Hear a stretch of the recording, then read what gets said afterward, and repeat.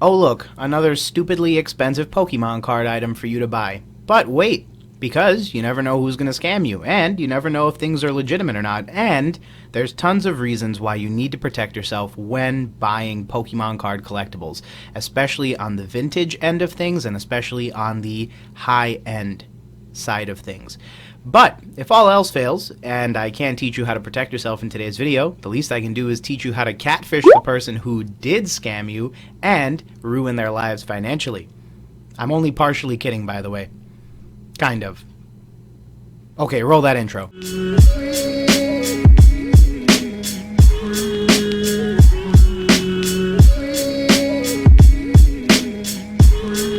Hey, Gengar Gang, what is going on? My name is Ryan, this is the Analytic Gengar, and welcome to another video. In today's video, friends, we take a look at protecting yourself when buying high-priced Pokemon trading card game items. Now, today's video comes to us as a suggestion from M33, who I'm pretty sure left this comment in response to the Ask Me Anything or another one of the videos. So, M33, if you're watching the video, thank you again for suggesting this as a video, and I definitely think this is one of those videos where tons of people will get a lot of benefit from having this information out there. One quick note before we get started is that I think I'm a little nasally today, so if it's coming through in the microphone, sorry about that, guys, but hopefully I'll be back to normal for next week. But in the meantime, bear with nasally Ryan. But without further ado, let's go ahead and get started about my suggestions on how you can protect yourself when buying high-priced Pokemon cards. So, the first thing to note is that today's video, like many of my videos, is not a rule list. It's not simply do these 6 things and you will become a Pokemon trading card guru, because unfortunately no such list exists. There are some hard and fast rules that you need to play by. For example, never send money via friends and family that you're not prepared to lose, because anytime you send friends and family payments, there is literally no protection offered to you. Another good rule is that you shouldn't be sending any type of payment to someone who you're unaware of or who is offering stuff that they cannot photograph and document as being in their possession. But assuming you follow many of these rules and sort of put them to the side, mind you, most of this stuff is in fact commonsensical, the truth of the matter is everything else that is left is a scenario where you're buying something where there is a certain amount of risk that something bad can happen to you as a buyer. So, whether it be that the item is fake, whether it be that someone is attempting to scam you, or some combination of things, there can be a variety of different scenarios that play out, all of which require your protection. But the thing is that to create a rule set or a list of rules or suggestions that really addresses all of them is impossible. And so that's why this video and many of my other videos are not necessarily list or rule based. Instead, I typically introduce a framework through which you can independently assess any situation that comes up as you're playing through the hobby or as you're making moves to complete your collections. Now, the framework that I usually suggest is something that is risk-based.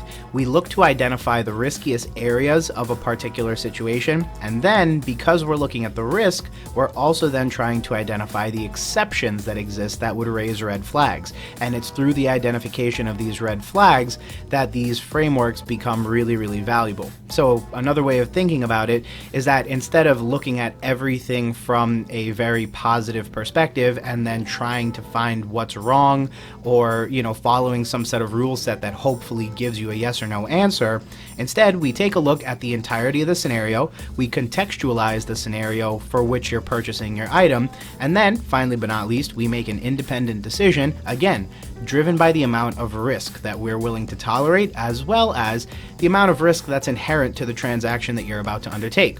And so with all that said, let's go ahead and get started at actually looking at the framework itself and how I usually go about making sure that I have some inbuilt protection as a buyer when I'm purchasing high-end Pokemon cards. Now, a common misconception about step 1 is that you should be immediately looking at the item, but that's not necessarily the case. You see, whenever someone purchases something purely based on the merits of the item, they forget who it is they are purchasing from. And a very good example of this is the Dumb Money TV fiasco, I'll call it, of 2020, where Dumb Money TV, because they are quite literally living up to their channel name, spent some really dumb money for Collectibles Guru to get them a first edition base set box. They ended up in a situation where they were so focused on the box itself that they forgot who they were purchasing from. And luckily, it was such a televised and publicized event that Collectibles Guru couldn't really wiggle anything out there. In fact, there were many conspiracy theories that it was all a staged attempt. But at the end of the day, had Dumb Money TV focused a little bit more on the person they were purchasing from, they may have been able to avoid that situation in its entirety from the start. And so that is the first step in the framework, is to identify the person that you are purchasing from. Now, when I say person, of course, that could mean a storefront, that could mean a brand name, that could mean, any of a variety of things. For example, if you're on eBay, you could also be purchasing from TCA Gaming. Now, eBay is a brand name in and of itself, and obviously eBay offers its buyer protection, meaning if you purchase something that isn't as described or is completely inauthentic, eBay does have your back, at least to a certain capacity. Then the other step of considering who you're purchasing from is looking at the exact store. Just as an example, I've had plenty of instances play out where I purchased something on eBay from a no-name seller, someone with very low feedback, someone who doesn't have a lot of experience, and because of that, oftentimes cards come back in less than better condition than as they were described. So as an example, you might buy a gold Zacian from Sword and Shield for your binder, and come to find out it looks like a toddler chewed on it. And unfortunately, that's just the situation that you may find yourself in. The good news is that as a buyer on eBay, I do have a certain protection built into my purchase because it's on eBay. But just as an example, just because you purchase on eBay doesn't automatically guarantee you a good experience, because the seller themselves could be very inauthentic. Then you have folks like PokeRev and TCA.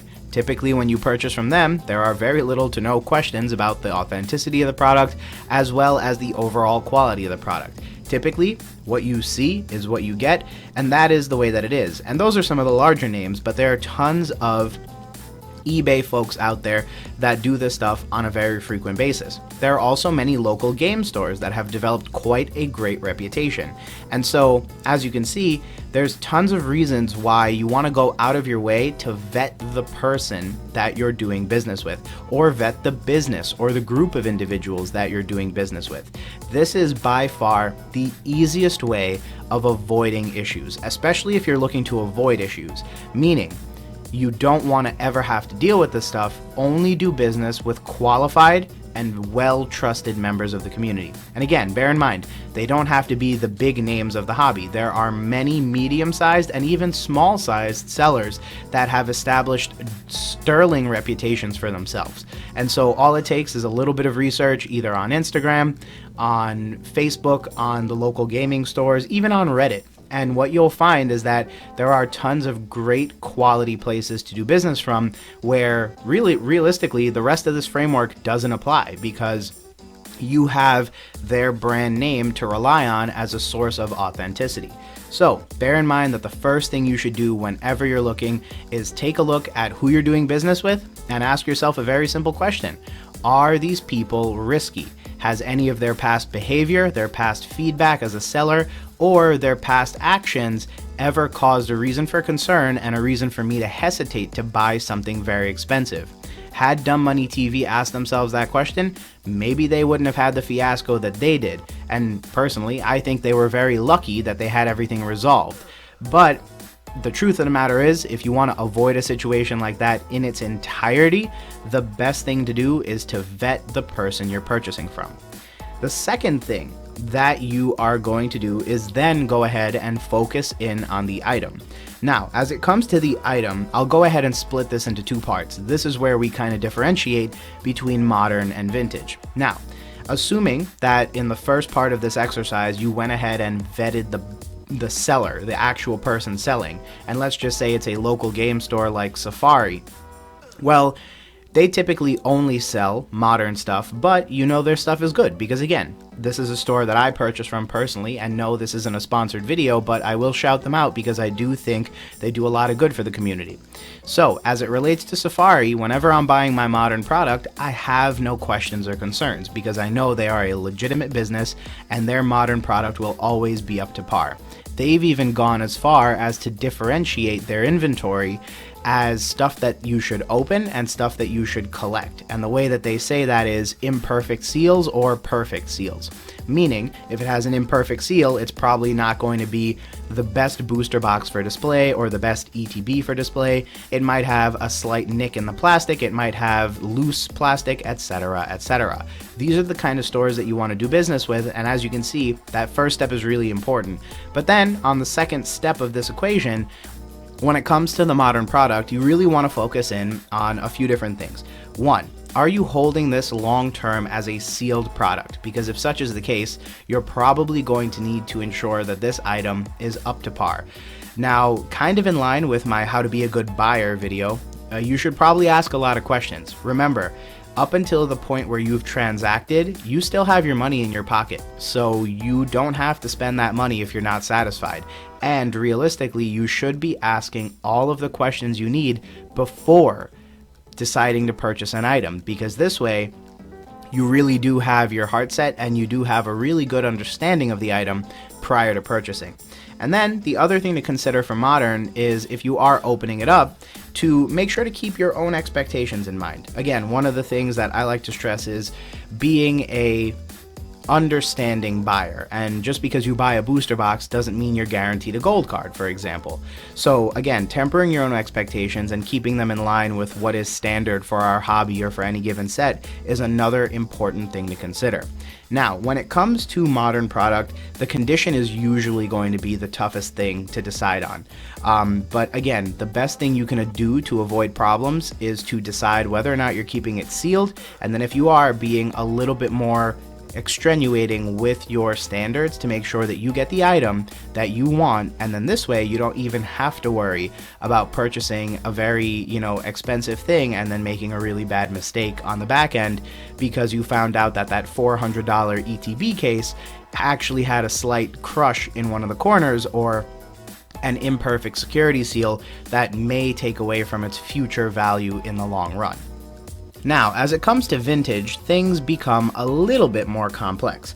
Obviously, condition plays a huge role in the overall, debate over whether or not you should buy something. Because if an item shows signs of tampering, if an item shows, heavy amounts of damage, it may drastically impact the value of this item. So while you may be lined up to buy a first edition base set box, the truth of the matter is you may be buying a resealed box, or potentially even worse than that, you may be buying an authentic box that was damaged in such a way that you can't even see it. Either way, the item is not as described, but in both scenarios, you end up being a gigantic loser and being exposed to tons of risk, especially when you get to those higher ends of the price ranges for Pokemon cards. But the one thing that vintage has that perhaps modern doesn't have much of is the question of pedigree. And pedigree, or original source, or point of origination, or history, all refer to the same exact thing. Basically, can you show me when this was purchased from a store shelf all the way up to today? And for the most part, that's not going to be possible. I want to go ahead and say that from now. We're holding ourselves to the highest standard we possibly can, realizing that 9 times out of 10, folks won't be able to do this. However, it is important to note that people who can demonstrate at least some part of the history of the transactions behind a particular high-end item are really cool, because they have the ability to command a little bit more authenticity by default on their items when they're being sold. So, just as an example, if you recall a video from a couple of months ago at this point, I showed you guys 2 PSA first edition base set cards, both graded a 10, that I was able to obtain as part of a trade. Now, part of the reason why that trade was easy to maneuver even though it was in excess of $65,000 at the time, was because both parties had really clean documentation as well as really clean history / pedigree for their items. I knew that the 2 PSA cards that I would be receiving had come from an iconic auction, and I was provided a sales receipt that showed the person who I traded with having paid iconic for those cards, including secured shipping, etc., etc. So that immediately gave me a lot of comfort, because if I have 2 cards in my possession, both graded PSA 10, both very clearly scanned and shown on the internet with matching serial codes, and then I have those cards in my hand, it makes me feel as though these cards are in fact quite legit. And on the back end of that, I was trading away 3 heavy first edition base set packs. Now frankly, that's about as sus as it gets, but I only purchased those packs because 1, they came from a reputable seller. The seller went out of their way, even though they are a smaller seller, to very clearly show me how these packs were obtained. He was able to show me that 1 pack was obtained from a booster box that was broken, that was actually from someone that I actually know personally. And as a result, I immediately knew one of the packs was legitimate. The other 2 packs, he was able to show me his conversations with another person who is very, very, very well known in the hobby, and how he obtained those packs from that person. And so, given the very clear history, and again, going back to the first point, the very reputable names and brand recognition that were inherent in the history of these packs, I was immediately comfortable because I was able to weigh the packs, I was able to see the packs, I was able to understand the transaction history, and as a result, I had no questions about the authenticity. And again, if anybody's curious about that being an ideal situation, do bear in mind that all of these packs were in fact opened up and each of them contained a holographic card. If I'm remembering it correctly, it was a Mewtwo, a Venusaur, and one other card that I can't remember. But at a minimum, we knew that the packs were legit, and after opening them, there were no questions about their authenticity. And this is something important because for Modern, you don't really see much of this. There's not going to be much transaction history because chances are you're buying directly from the person who got it from the distributor. Now, over time, as these things age, there will be a little bit more of a question about this stuff, but especially if you're someone who's purchasing this stuff for the long run, you're probably in a really good place if you just purchase it and keep your sales receipts, or your eBay history, or your invoices, or the emails that go to your email when you purchase something. All of this stuff is a great way to help establish the history that will make Modern product, which one day should be vintage, very legitimate and very clearly documented. And so with that said, friends, you now have a pretty clear framework of how to go about assessing any larger purchases in the Pokemon trading card game hobby that you're planning on undertaking. The first thing you should do is look at the seller, because the seller alone should give you enough indication as to whether or not you should go through with the transaction.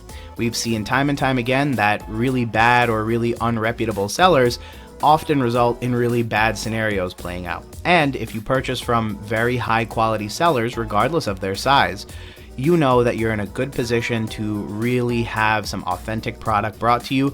And as always, these people will be the best of us and will be the best parts of the hobby, because even if something goes wrong, it is very likely they will go out of their way to assist you and make things right to the best of their ability. Secondly, you should evaluate the item. For Modern products, you really just want to look at condition and pedigree to a lesser extent. Chances are there's not going to be a lot of sales history for something that came out 3 weeks ago. It probably is sitting on a store shelf in a warehouse and will be bought from the distributor and then mailed to your house. You do, however, want to set very clear expectations about what the condition of the items will be. If you're planning on keeping this stuff long term, you should probably go out of your way to define that to the seller and be the best buyer you can be, and only transact when you're ready, so that you're protecting yourself from your own expectations kind of hampering the sales transaction, as well as the post-sale relationship that you might be able to establish with your seller.